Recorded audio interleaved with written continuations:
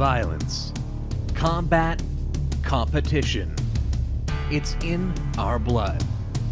It's in our nature to test our skills and seek out victory by any means necessary. You are about to witness a competition like no other.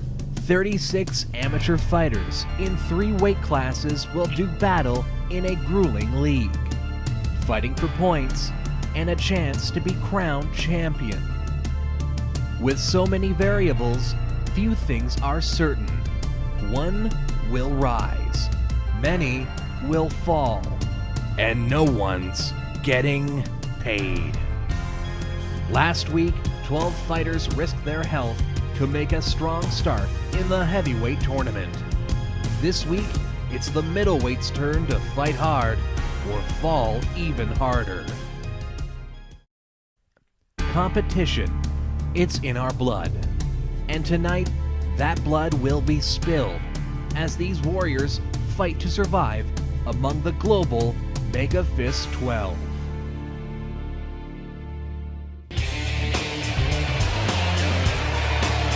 After a huge debuting week, we come to you live again from the Nougaty Center here in Branson, Missouri. This is the Global MEGAfist 12, and tonight we focus our fights tonight on the middleweight division. Last week the heavyweights showed us what they can do in their very first fight. Tonight it's the middleweights' turn. At 185 pounds, one of these 12 fighters will ultimately be the Global MEGAfist champion. My name is Derek Osceola. I'm joined tonight, as always, by my color commentator, Lucille Crammelcorn. Good to have you here again. Great to be back, Derek. Last week was so amazing. Every fight, just big knockouts, big men swinging big fists. It's going to be a little different tonight. I think we're going to see a little more skill and technique out of these middleweights. Well, again, these are amateurs fighting. They are stepping into the cage, the octagon-like structure, for the very first time in their careers. Amateurs again, which means no one is getting paid, but also we don't know what we're going to expect. Unfortunately, right now, Michael Oleander, our cage side reporter, unable to join us today, but nonetheless, we've got a lot of great action. We'll be able to here to call it for you throughout the evening. We're going to go ahead and run down the card first off here. First off, of course, the rules of Global MEGAfist 12. Because it's amateurs, each round is only 150 seconds, 2.5 minutes long, 3 rounds in total, a 10-point must-scoring system in effect.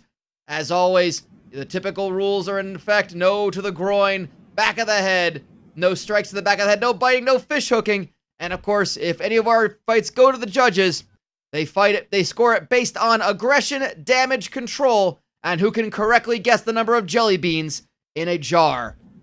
We got and that's certainly a tough nut to crack for a lot of these fighters, especially after a long fight. No doubt about that. And a lot of them had to practice after cutting weight, which again affects the senses and the sensibility.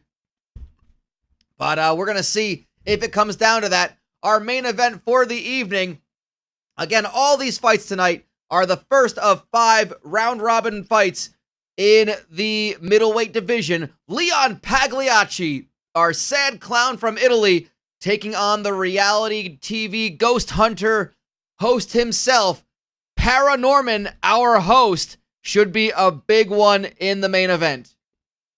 Absolutely. Bustin does make him feel good, but Italy, they don't have much of a unarmed combat history. They just have gladiator fights, as far as I'm aware. So that's going to be tough for Mr. Pagliacci. Yeah, Pagliacci going to be gladiating it out here.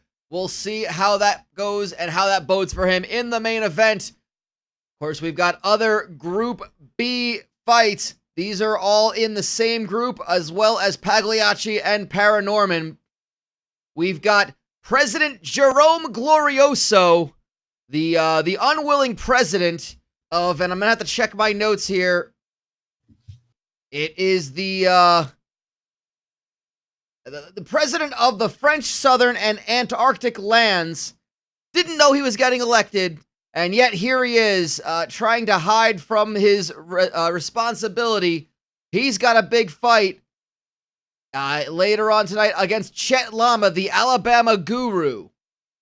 Glorioso is looking to duck his leadership responsibilities. He's going to have to look to duck some heavy leather coming his way out of Chet Lama. Yeah, the Dalai Slama, as I guess he'd like to be nicknamed. The other fight out of Group B, Slovan Medovich, the freelance ambulance driver, taking on the master of Fuppets, Grover Fuppenberg, the Sesame Street fighter himself. Fuppenberg is known for putting his hands up felt objects. He's going to try and feel his way into putting his hands around Medovich's face. Yeah, I think that's again, I gotta wonder if the gloves that they have to wear, those 4-ounce, 5-ounce gloves used for mixed martial arts, are gonna feel like being having your fist inside of a puppet or some sort of weird felt object with eyes and a face. But that is the third of our Group B fights. Going over and previewing our fights tonight from Group A, the Tumor of Justice taking on Donnie Bay, a man whose hair on his chest is so green, it actually ruins our green screen when it came to putting this graphic up. A man by the name of Eric Tumor, who exposed himself to radiation, hoping to become a superhero. He's a superhero in one way, but he mostly just suffered radiation poisoning, taking on the paranoid lifeguard, Donnie Bay. A lot of high-level grapplers like to use their weight to make their opponent carry that weight and tire them out. Tumor is carrying a lot of weight just throughout his lymph nodes, and that's going to be putting him at a real big disadvantage going into this bout. Well, he's going to have to use that weight to his advantage. I guess I imagine cutting weight a real issue for him. We'll talk about that. That, of course, is our fifth fight of the evening. Group A action, including Wilhelm Schrei, the frustrated composer. I believe he comes to us from Germany, taking on the surgically enhanced Ken Dahl. It's not much you can say about this one. I don't know how these two walks of life come together, but they are in the cage tonight. We haven't seen either of these men compete in any kind of martial art, but just from the little brief bios we've gotten, they're both two weird freaks, and sometimes that's all you need when it comes to a fight. Just two weirdos just scrapping it out is more than enough to get the job done. Which emotion will take it on higher? Will it be the frustration of an unfinished symphony, or will it be the longing of being noticed by one of those women who have the Barbie style plastic surgery? You know what? Let's just move on. Our next, the other fight tonight, Gordon Wu, the man known as Assailant 3, our action movie henchman, taking on Dale Branston, the Pickle King of Vermont, I believe. He's a farmer's market pickler. As he says, he'll pickle anything, and he's gonna wonder if he can, I don't know if he's gonna pickle himself a win. There's some sort of a play on words there. It's just escaping me at the moment. He's gonna have to deal with Gordon Wu's onslaught. I'm not the. I like that a lot better.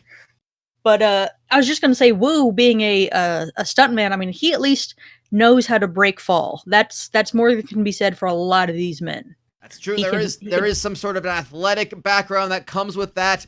Although most of his work is through being on the recipient of a beating. He may not know how to give one out himself, but we'll have to find out about that. That'll be coming up later on. Our first fight coming up right now, Slovan Medovich versus Grover Fuppenberg. It's going on right this moment.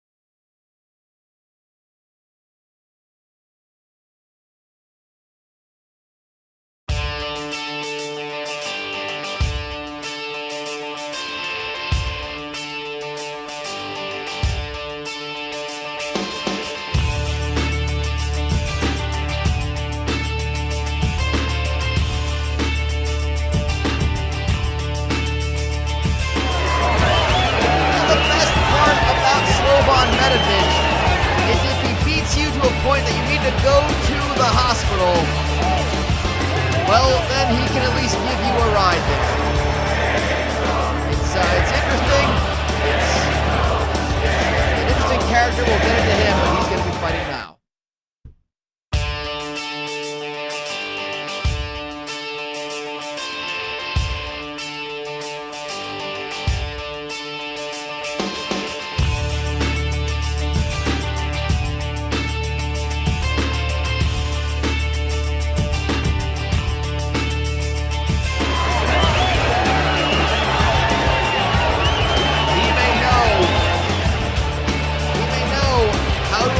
To Puffinberg Avenue. But this is going to be anything but easy street for Grover Puffinberg.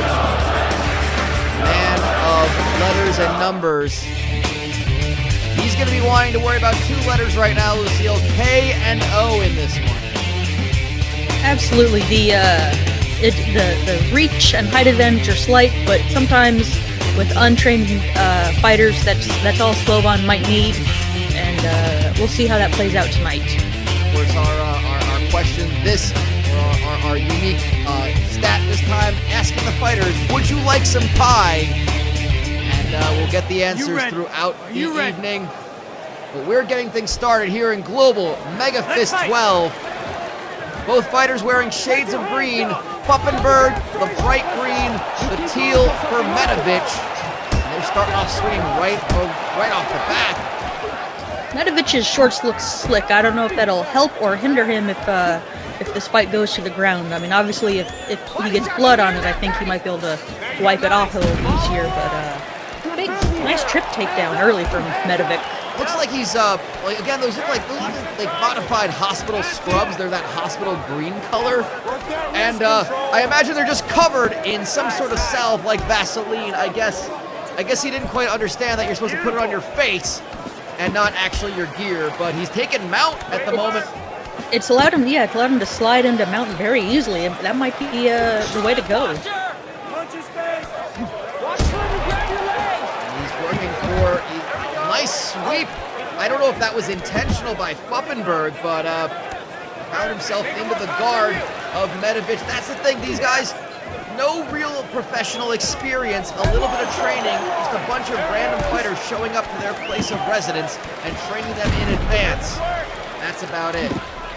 Absolutely, but it really does show you that that opening narration that fighting's in our blood. I mean, these guys, little to no training, are pulling off, a sweep from full mount, some nice reversals. This stuff is instinctual. You don't need a lot of fancy training to really get the job done against someone who also lacks that fancy training. They always say you can train as much as you want. One of the things you can't train is your chin. Your chin can take a punch about as good as the next guy. It only can do so much before it just gives way. Just like limbs, again, submission always an option in these fights. Getting into 30 seconds to go of this first 150 seconds. And again, 6 points if either fighter can get the win in these next 20 seconds. And they go to standing position. This is interesting. Yeah, Medved looked a little gas coming up out of that ground fight, but he's thrown some big punches there. He's definitely looking to go ahead and be the driver of the ambulance and not the passenger. I don't know how his ambulance driving usually tends to be when it comes to being a freelance ambulance driver. I usually like to have someone who has the training and the ability to treat my wounds. And I don't know, he doesn't seem to be worried about wiping the blood off of his shirt like his trainers as well. Yeah, that might be an intimidation factor that he's so unconcerned with blood that some fighters can get a little squeamish, especially if they've never done this before. I just been handed a note. Apparently the people in his corner wearing the shirts, that the blood is in fact those of the people wearing them. They're actually patients that he's going to drop off later. He just had to stop at the Nugget Center to do this fight in the meantime. So I guess it's good that he's going on first.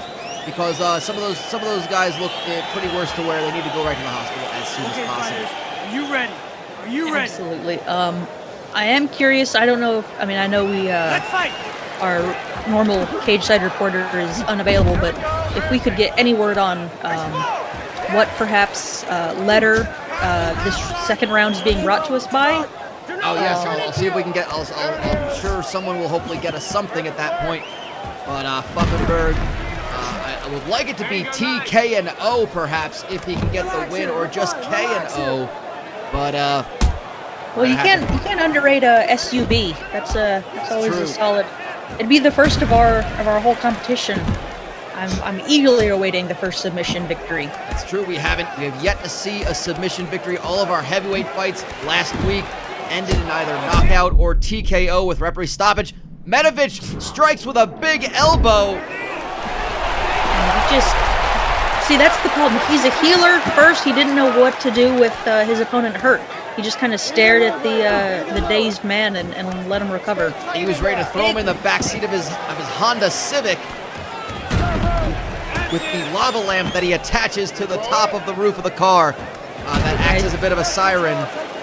Throw him in the back seat and pass him the aux cord. Pretty much, and he's not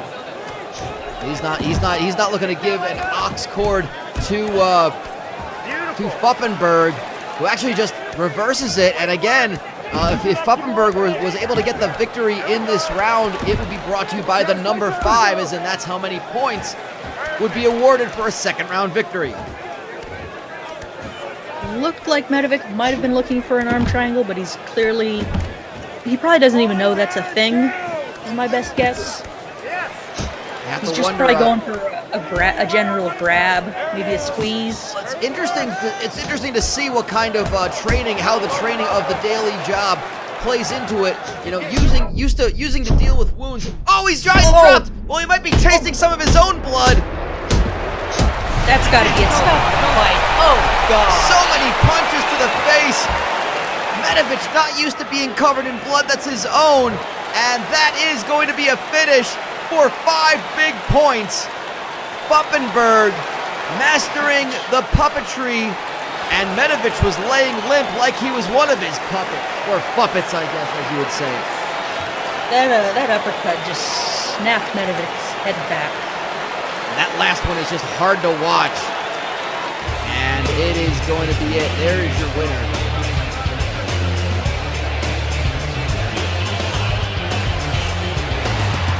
Over Pfuppenberg.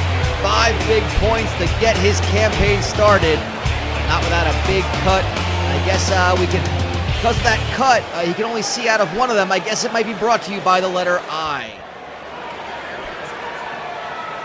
We've got another fight coming up just momentarily as we switch gears to group letter A, as Dale Branston takes on Gordon Wu. This is going to be a big, tough first battle for these rugged individuals. It's going to happen right now.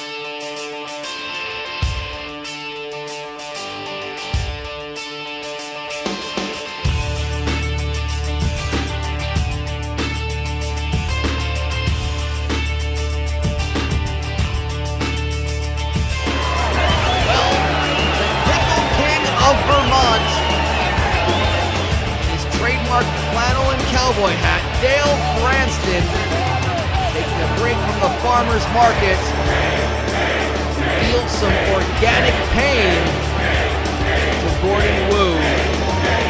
Gonna be an interesting one, Lucy. It's gonna be a great fight. Taking out the tail of the tape. Two very tall individuals. 6'5", 6'3", Gordon Wu. One of the rare times that he's facing a middleweight taller than him. The reach is pretty even. Absolutely. I think this might come down to, Wu is used to being told how he's going to lose the fight. He's got to take this destiny into his own hands, whereas Branston, he's a pickle king. He makes his own rules. Let's fight. When you're the pickle king, there is no one you answer to, at least in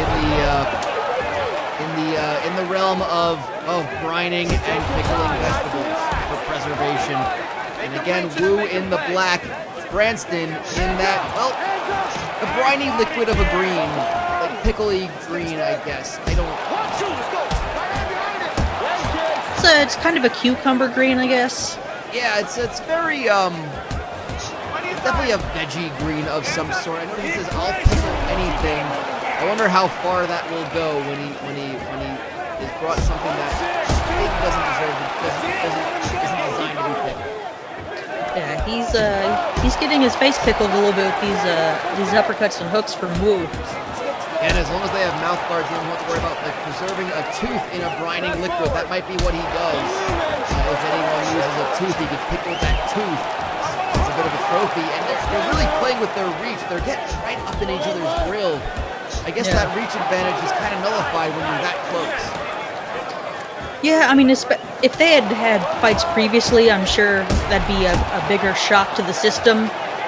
Someone that's that, evenly matched, but first time these guys might be throwing, Wu of course has thrown hands in a simulated fashion, but I don't know about you, but oh goodness, Lands a really strong heavy hook. shots. The left hook is what really started to do the damage, and he is dropping Branston. I was about to say, I don't know how much fisticuffs happen at the Vermont farmers markets, but it looks like not much because Branston is getting beaten up. I was gonna say, sometimes I imagine it would happen pretty frequently when it comes to getting the best spot early in the morning. And even though they are used to getting up with the sun, you're still driving, you're a little ornery, you want to make your revenue that day with all the hipsters and the yuppies that come and buy your wares. I imagine you could be ornery. Oh my God! Oh, an uppercut! That was hellacious. And right now, if Dale Branston was placed into a pool of brining liquid, he would float right to the top because he is out. Put that man in a mason jar. And Gordon Wu, assailant 3, is going to be assailant 6. 6 big points for a first round knockout.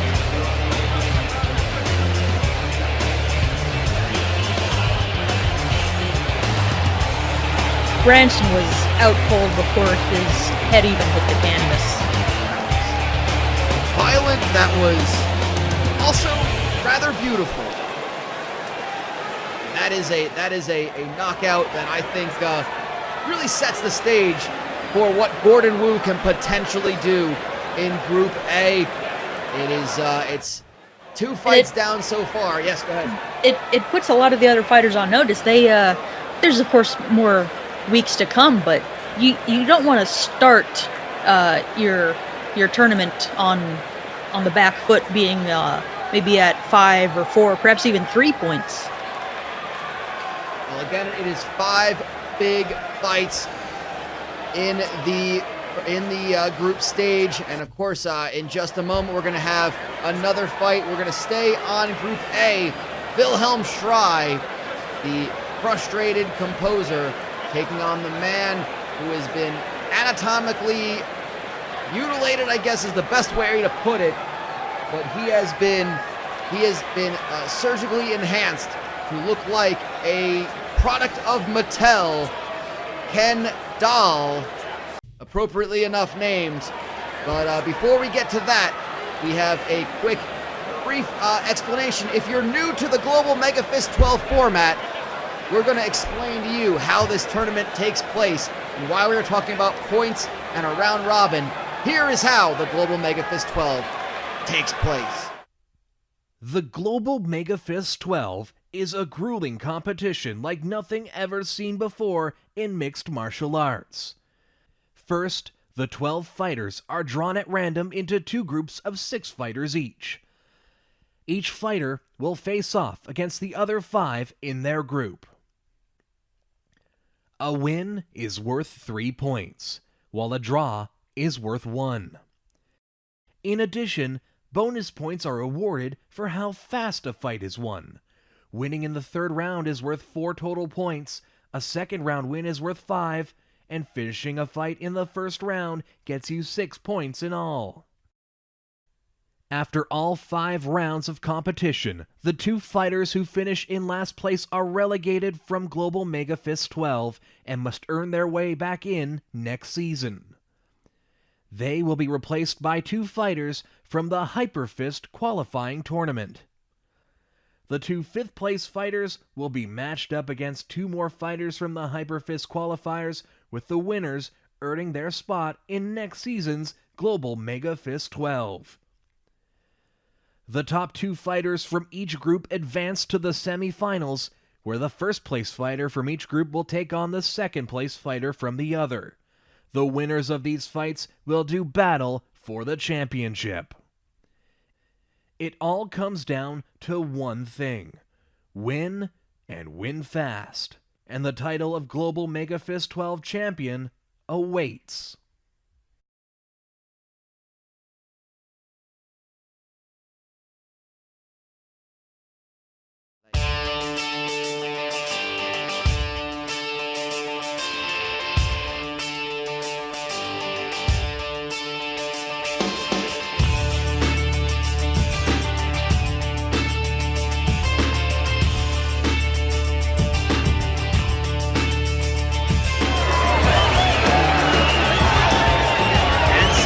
There's no great power, as Huey Lewis put it best.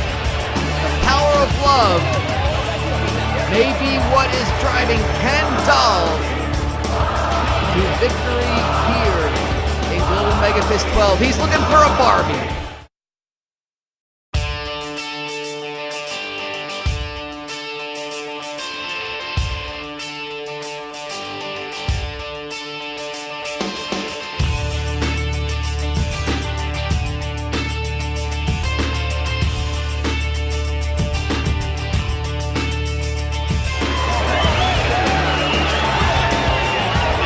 To the 9s.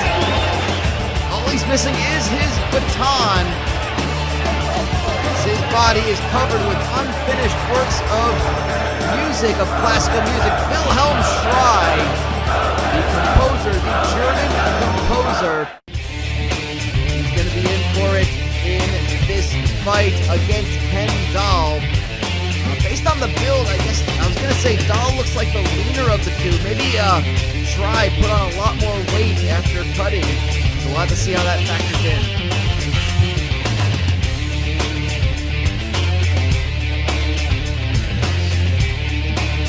You can see he actually did, in fact, ask at least to wait till after he had a cut weight for pie, because so that must tell me that Wilhelm Schrei's weight cut must have been a bit of a challenge for him. And I feel that a gentleman of the physique of Dahl would probably stick with some sort of low-carb protein powder-filled pie, which frankly disgusts me. At that point, it might as well just be like a shake. But yeah, it's good early takedown from Schrei. Using that weight, he must have just rehydrated pretty well. You got plenty of time. Definitely looking to work from, well, he's working from the back now again. 40 seconds into this first round. Schrei in the blue, Dahl in what can only be called the uncomfortably similar to flesh tone. Submission time. The nude or the beige, I guess, would be maybe nude would actually perhaps be correct in that one. 1 minute into this fight, and they stand up, and Dahl Immediately makes contact with the chin. Wow. Shirai is weathering the storm. Certainly is. He's fighting all his way through it. And Dahl wants to hit Shirai on the jaw so hard his jaw would be sold separately. But it looks like he's grappling at this point, and Dahl is just continuing to work up against the cage. There's blood all over the shoulder. That must be coming from Shirai's head. I can't quite see where the cut is yet. Yeah. If he's lucky, Shirai might notice some blood splattering on one of his tattoos and get inspiration to finish one of his compositions, but he's got a fight to worry about right now. Oh, he is just He's in getting trouble. mauled at the moment with an elbow, and he is struggling again. The blood must be pouring into his eye. You can see it's right above his right eye. He is just covered in blood and cuts and sweat. And it's just a mess out there for Wilhelm Schrei as Dahl is he's trying to just survive this round. 14 seconds to go at this time. Yeah, I was going to say that as strong as Dahl looks, the submission route might be. Oh my God! He was lifeless the minute he hit the ground. That's unnatural looking. Horrific. It's the kind of thing that no child should have to watch. But again, we didn't put any sort of adult rating on this programming. So, Wilhelm Schrei falls via knockout to a vicious elbow. He was reaching in the back of the packaging. As the round was coming to a close, but there's no respite for Schrei. There was no accessory at that point. It was all part of the figure himself. As Ken Dahl, your winner by first round knockout. And you can see Wilhelm Schrei finally coming to consciousness. Maybe if there's a Barbie out there somewhere for Mr. Dahl, she might be watching and she might be impressed with that performance. We'll see, we're halfway through as Dahl gets another 6 points to join Gordon Wu. We shift gears back to Group B, and Jerome Glorioso takes on Chet Lama in another fight. This one's going to be a battle. I'm looking forward to it. Absolutely. A guy like Chet Lama, again, kind of a weirdo in his own right. It's something that it's hard to prepare for. I'm interested to see how he takes care of things.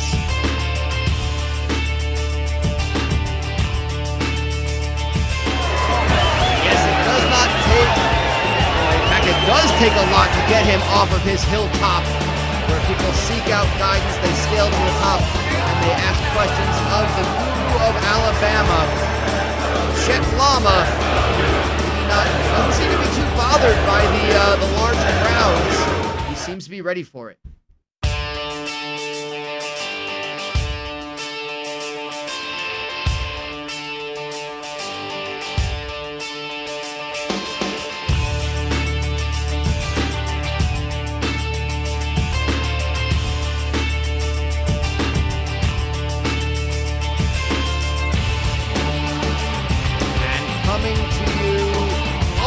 From France, representing the French Antarctic and Southern and Antarctic lands. I didn't realize that was its own sort of principality, but the flag is adorning his shorts.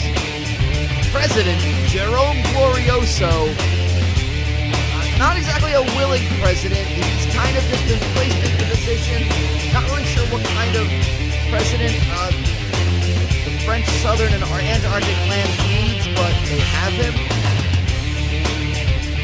Yeah, I'm unfamiliar with that territory, but I just worry if Lama will be possibly arrested for assaulting an elected official. Well, I mean, I guess You know, we've seen members of Congress be in combat sports before. I guess there is some sort of level of there's some sort of level of acceptance that It is a mutually agreed upon bout of fisticuffs, so it's not an assault, I guess. Yes, I understand from notes that are being passed to me that the French southern and Antarctic lands are made up of 5 different series of islands just off the coast of Africa and Madagascar. The population is listed as no permanent population. That the total population in the wintertime, about 150, about double of that in the summertime. Entirely military and scientific research. Not sure what kind of governing it needs, but nonetheless, I guess that's what's happening. And the whole situation is just baffling to me. It is, and I think it's baffling to Glorioso as well. He needed to go find some place where he didn't have to govern this basically barren land for most part. I'm not sure if mixed martial arts is the place for it, but if he can find a love and find a talent in that, then I suppose there's something for that. Yeah, I'm just impressed with Llama's grappling prowess. He's going for a lot of throws. He's going for. Looks like we've got this might be our first submission attempt of the entire series so far. And he's going for a key lock. It looks like I'm getting it from this sort of angle. Kind of hard to see. And well, I think he was trying to get the leverage he needed, but no. You have to wonder, a man like Chet Lama having to keep an even keel at so frequently, being visited by people who just come to you with ridiculously dumb questions. You know, there's a way to get your aggression out. Maybe this is the way he can do it. He must just be so excited to get this rage out. Yeah, I imagine he mostly gets questions about how the Tide are going to do this upcoming season. You would not believe how tired he is of being asked about that. You have nailed it. Either that, or you may have read the interview with him. That is exactly the thing that he has mentioned, being sick of being asked. I mean, considering he's up on his hilltop during game day, it's not like he even has a chance to watch them. Yeah, his contemplation, his meditation, anytime he's even approaching Zen, he just gets at ear-splitting volume Roll Tide screamed into his face, and that can't be good for any kind of a peaceful enlightenment. I need you to circle left and stay aggressive. No doubt Get that leg kick going.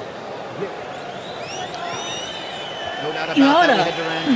Yes, I'm sorry, go ahead. I was just gonna say, as I said last week, and of course you know, Derek, I almost competed professionally in mixed martial arts until several toes of mine were damaged in a wolf attack. But I've kept in contact with a lot of my former trainers. Last week after the fights, I spoke with Johnny, the Detroit Hat Rack O'Malley, and he has offered any competitor in Global MEGAfist free lessons at his dojo, and I think Lama has shown enough skill that he might be well served by going to the old Hat Rack. The Hat Rack is he also call his dojo the Hat Rack? Yeah, he's the Detroit Hat Rack, and his dojo is the Hat Rack, which I imagine is in Detroit. Well, of course, he can't. They would just call it the Hat Rack in Detroit, I guess. Yeah, but he's got a great mind for grappling. He was perhaps a little more mad than I was last week about the lack of submissions. Oh, and Lama is down. Well, I think punching is the easier thing to train when you don't have any sort of training, but maybe we'll see a little bit more of that from some of these fighters. Glorioso really putting it to Lama, but Lama is defending himself pretty well. Yeah, he's weathered some big shots. I don't know if it's perhaps diet, meditation, just unnatural toughness.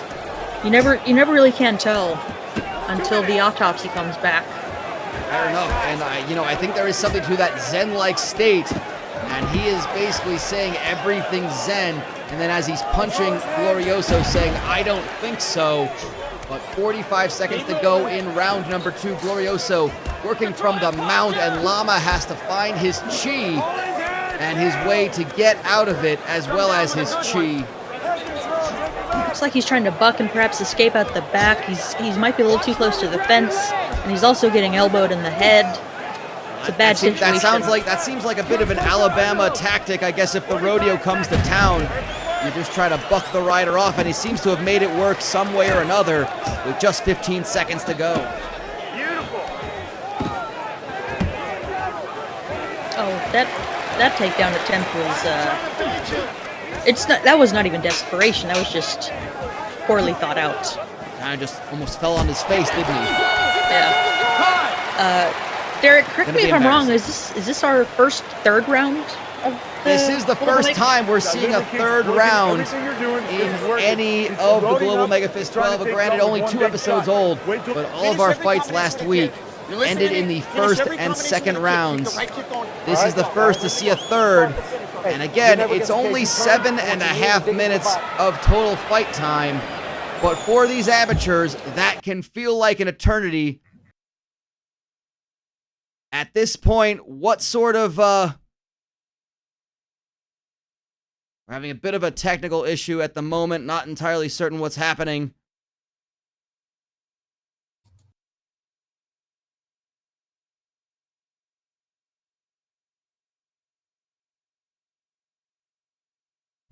There is a minor technical issue at the moment. We're going to check this out on our screen.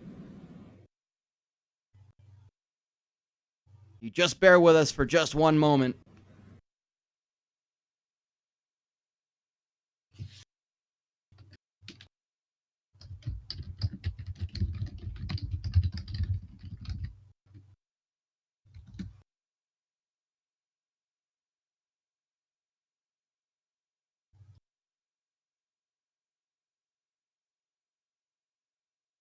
Gentlemen, you ready? You ready?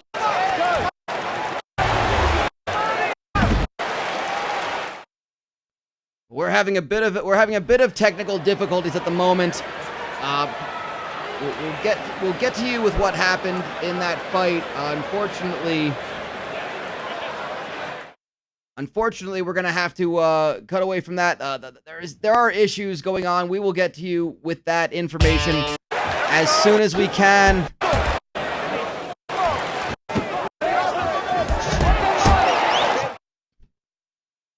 But yeah, we're unfortunately unsure what is going on at the moment.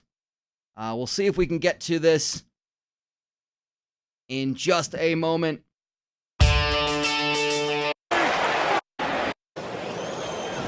Let's fight!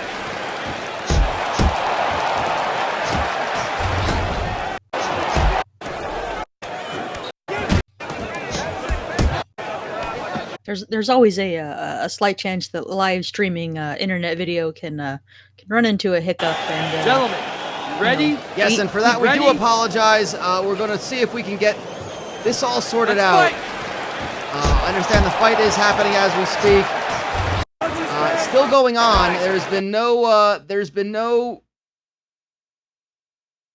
been no finish. We've missed nothing as far as an actual finish to this fight just yet, but it does look like,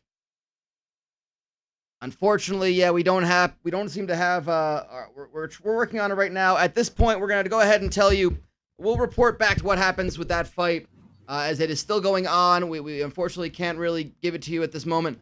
Right now, we're going to take a quick break from the action and talk to you about what's going to be happening next week, August 7th. We return to Wednesday nights. And we focus on the third of 3 weight classes as they kick off their Global MEGAfist 12 tournament. It's the lightweights, Lucy. It's 155 pounds.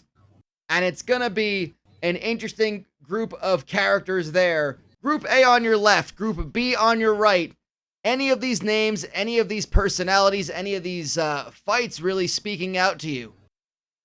I mean, in general, lightweights are interesting. They're smaller, they're quicker. Sometimes they can have more technique. Obviously, with rank amateurs, it's unlikely, but I've heard good things of Eddie on Andromeda. He's the little bits of interviews I've read about him. He's certainly a person to watch. Rear Sergeant Gibbs, again, you've got to respect a troop. It's in the handbook actually of the Global MEGAfist 12. All troops must be respected. No doubt about that. And of course, you can't forget about Vern Wintergreen, our oldest competitor. He don't let his age fool you. He will 100% be a force to be reckoned with in this tournament. I'm getting word of I want to let you know that in fact this fight has gone to a decision, and Jerome Glorioso was awarded the victory, 2 rounds to 1, and that will be 3 points for President Jerome Glorioso. Again, we apologize for our technical issues. We could not bring you the remainder of that fight. I can assure you, it did go to a decision victory, and that would be the first ever decision victory in the Global MEGAfist 12. We have 2 more fights to bring to you at this time. I think they should get their paid docked for not finishing. Well, no doubt about that. But somehow. Well, we're going to go ahead and get over to our final 2 fights of the evening in just a moment.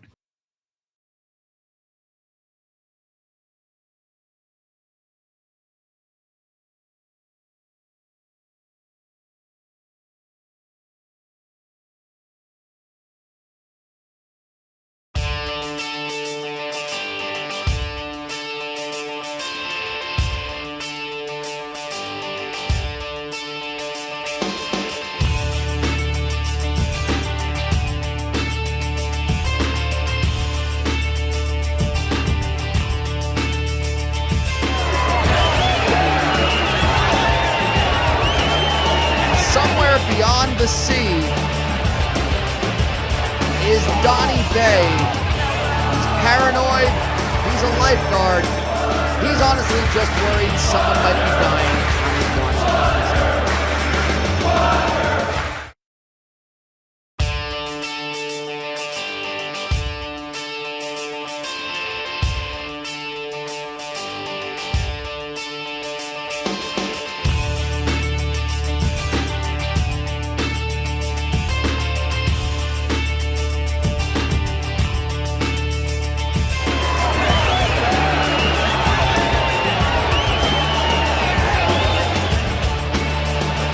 From the hallowed halls of wherever his hideaway is, a man who goes by the name of the Tumor of Justice, mild-mannered Eric Toomer, exposed to radiation, still mild-mannered, but now just horribly disfigured.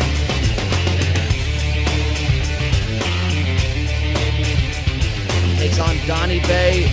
I think we can basically say the statistics on the tail of the tape, virtually identical. Even down to the pie question, which that's not going to win anyone any fans. Well, I think, I respect the dieting. I imagine it has to do with keeping at 185. Let's fight.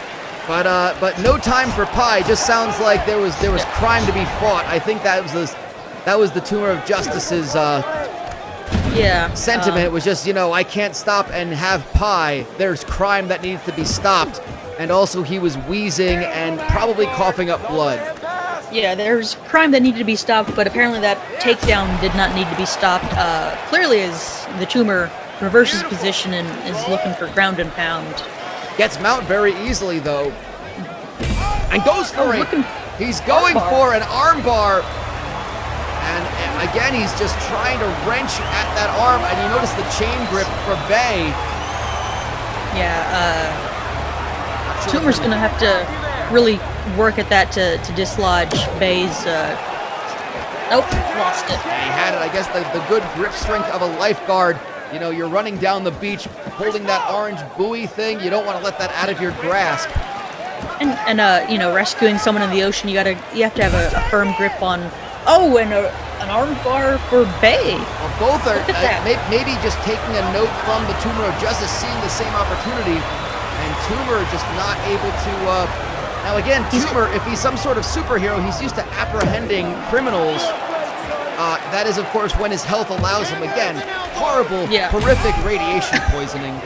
We've just got an armbar attempt clinic going on. Not a lot of technique, not to be expected from these two, but just trying for anything, which I kind of appreciate. And by anything, we just mean the armbar, of course. Yeah.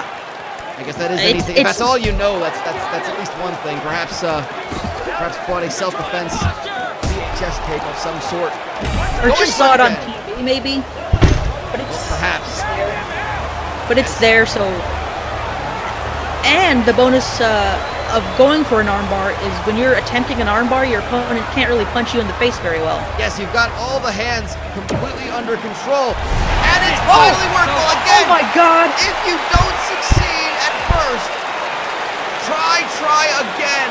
The armbar is what spells the win for the Tumor of Justice. Our first submission victory. I could not be happier. And not Grappling just a submission, has finally done it. Not just a submission victory, a 6-point submission victory. That puts all three winners in Group A on 6 points. Wu, Tumor, and Dahl, all with first-round finishes tonight. It's really shaping up an interesting group already.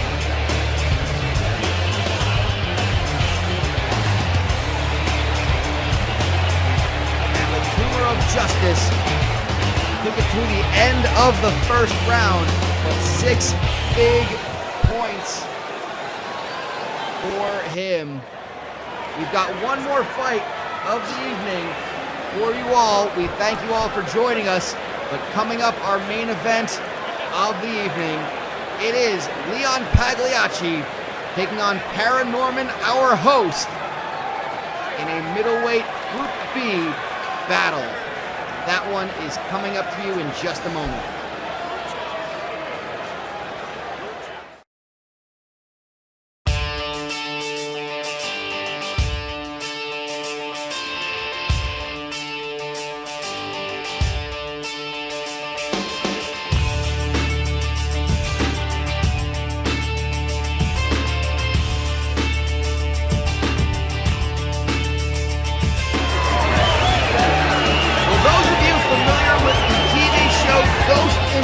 Are very familiar with this competitor, Paranorman, our host, the man who currently has many spirits embodying him, and he's gotta hope that one of them will know how to fight.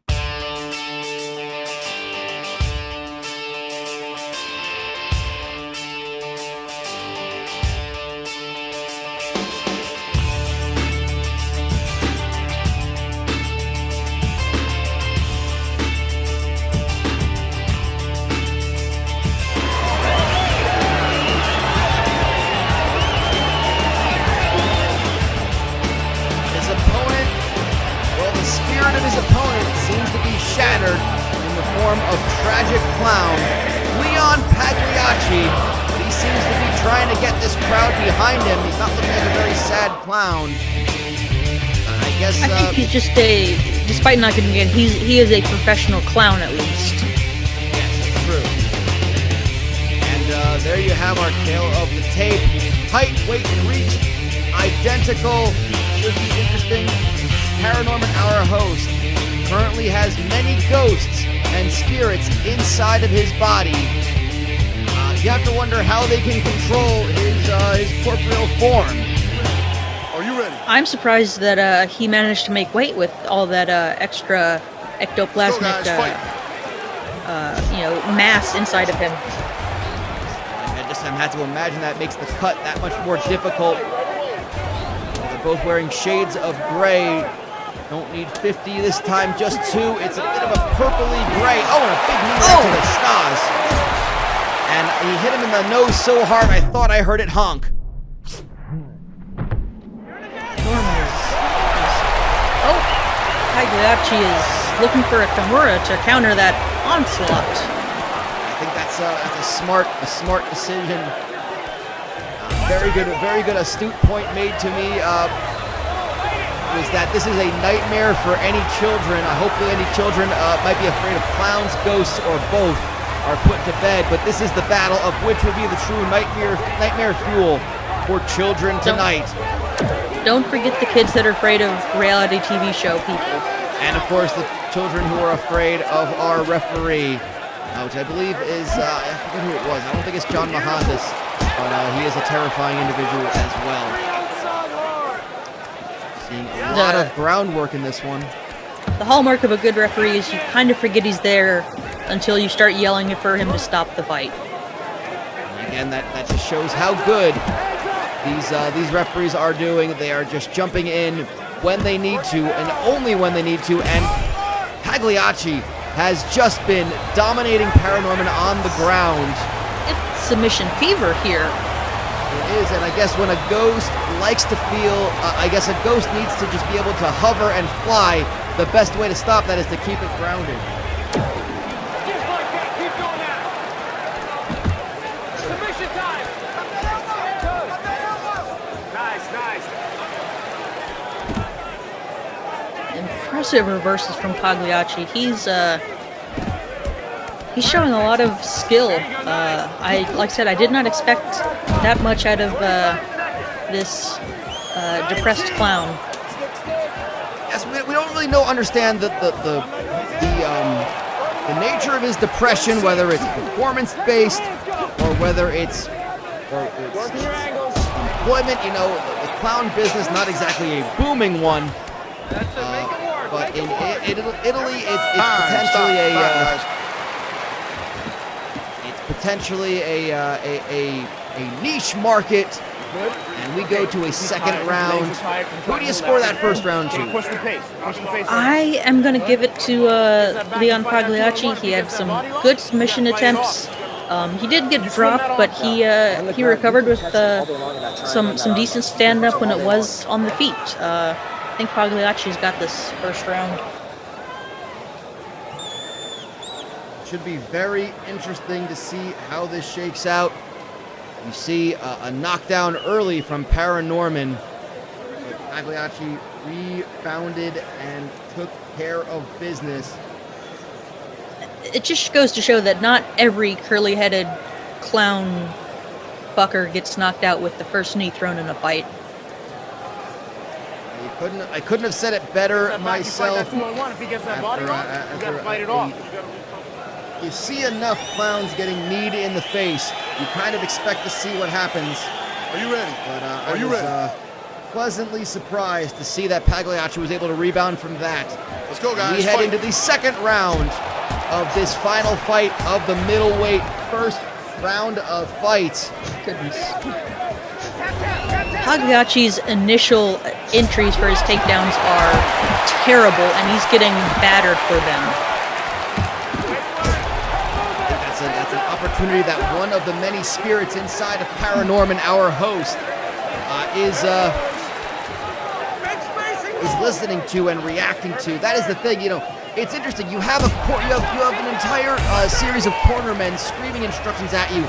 Not only that, but you have the voices inside his own head and his own body yelling at him what to do. I mean, obviously for the likes of us, that could be distracting, but Paranorman has learned to use that to his advantage. He welcomes it into it. He welcomes it on his show. He's using it. He's potentially using it as an advantage. You keep going till something opens. Taking control of this fight, Pagliacci may have had just the first round, but Paranorman is coming back. These elbows are vicious. Pagliacci needs to establish wrist control to slow down this onslaught. But that might be outside of his grasp, no pun intended. No doubt about that. Again, experience only comes so far from these fighters. They just they work with what they got, and it just shows how well instinct can take you. Again, when you just see a limb like that, Pagliacci just grabs for it. It's a very different style of fight than we're used to seeing from the professionals MMA. It's grittier, it's survival instinct, and Paranorman is just clinging for dear life. I don't know if he's trying to exorcise the demons out of himself. Now, for what we know, we don't know if one of these spirits might inhabit somebody else in the Nougaty Center tonight. I guess we'd only have to find out about that when it happened. Time, stop. Time, guys.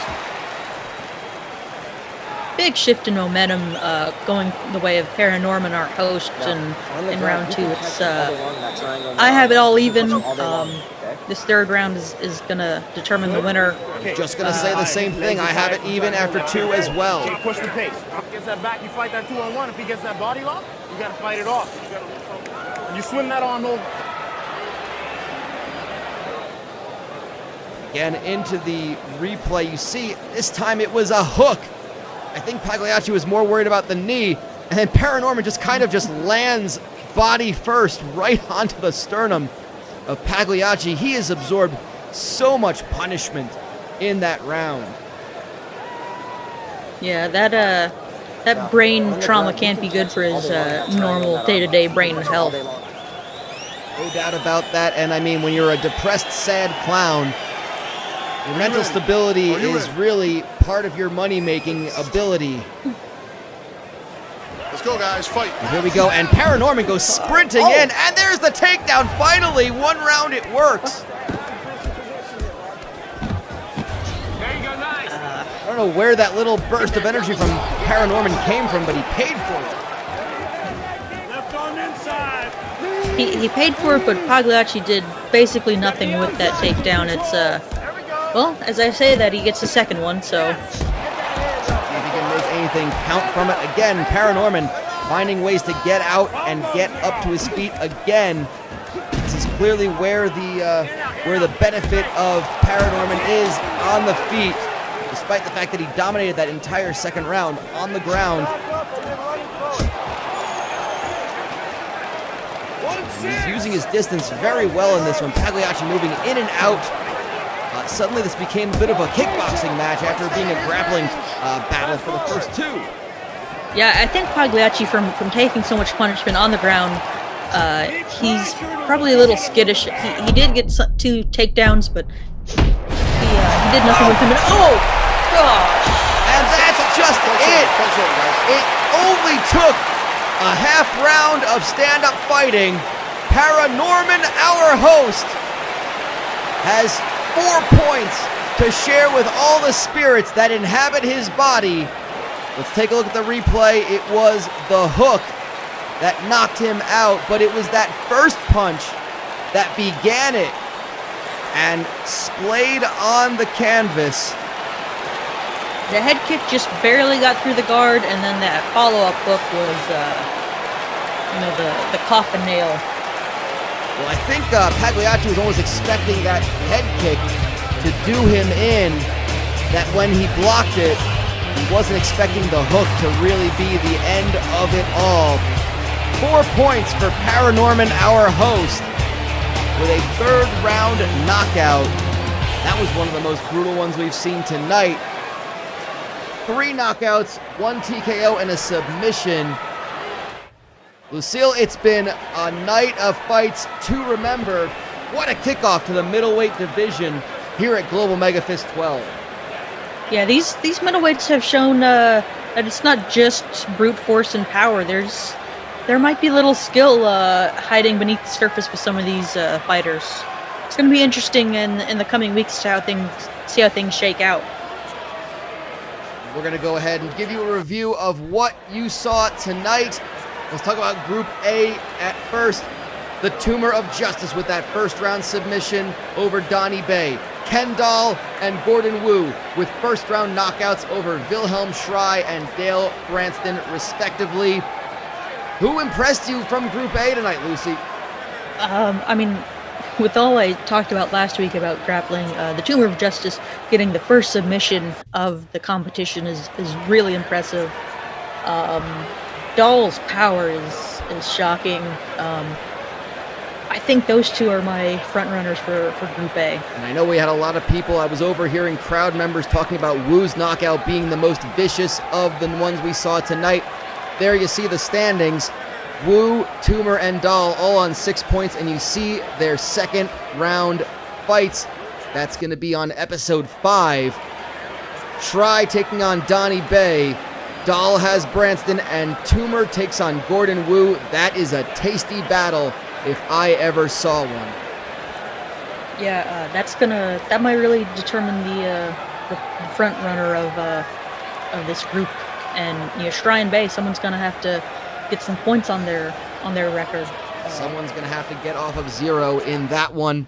Group B, we saw a couple of winners that took a little bit longer than our Group A fights. Paranorman, our host, with the third round knockout. Puppenberg opened up the show with a second round TKO, and Jerome Glorioso went to a decision over Chet Lama. And we're going to see how the standings look there. Puppenberg in first place with 5 points. Paranorman in second by finishing it in the third round with 4. Glorioso got the 3 for a decision. And we look at our fights for episode 5, their second fights. Glorioso has Puppenberg. Paranorman versus Medovich, that should be an interesting one. Pagliacci and Chet Lama will do battle as well. Any of those look really interesting to you, Lucy? It took him a little longer, but Paranorman, I mean, he's got some solid heavy strikes. He's got good grappling defense. He's got good timing to just see those takedown attempts coming from Pagliacci and make him pay for it with those knees and hooks. He doesn't have the most points currently, but I wouldn't be surprised if when this round robin plays out, if he's not on top of the whole thing. Well, no doubt about that. This has been Global Megafist 12. We thank you for joining us. Lucy, it's been a great night of fights. Wouldn't you have to agree? It's been fantastic. We've seen a lot of violence, a lot of technique, a lot of strange men doing battle in an octagon-like structure. And mostly we've seen violence and we've seen questionable skill that wins out. And thank you again, Lucy, for joining us again. This has been Global Megafist 12. We thank you for coming out to check us out, for enjoying it here. It's been a great night of fights. Next week, we're back on Wednesday nights, 9 p.m. Eastern, 8 p.m. Central, here on this channel. We focus on the lightweights as they do battle for the first time. And then we go back to heavyweights in episode 4. Until then, we'll see you next week. My name is Derek Osceola. For Lucille Cramblethorne, we wish Michael Aleander to get well soon. This has been Global Megafist 12, and we praise Mr. Naga for bringing us the most amateur of mixed martial arts action.